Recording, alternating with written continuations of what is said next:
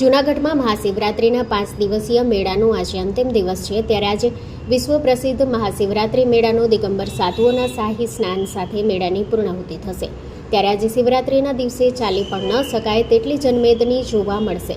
તો બીજી તરફ મેળાની શરૂઆતમાં ધ્વજારોહણ અને ડમરૂ યાત્રા સાથે નાયબ મુખ્યપ્રધાન હર્ષભાઈ સંઘવીએ કરાવી હતી। તો આજે મેળાની પૂર્ણાહુતિમાં દિવસે બપોર બાદ રાજ્યના મુખ્યમંત્રી ભૂપેન્દ્રભાઈ પટેલ પણ મહાશિવરાત્રિના મેળામાં આવી રહ્યા છે। ત્યારે દિગંબર સાધુ શાહી સ્નાનના 2 કિલોમીટર જેટલા વિસ્તારને આજે શુદ્ધ જળથી સાફ કરાશે અને ગંગા જળથી આ રસ્તાને પવિત્ર કરવામાં આવશે। આમ શિવરાત્રિ અંતિમ દિવસની મેળાની તૈયારીને ધ્યાનમાં રાખી વહીવટીતંત્રના લોકો ખૂબ જ તૈયારીમાં વ્યસ્ત બની કામ કરી રહ્યા છે।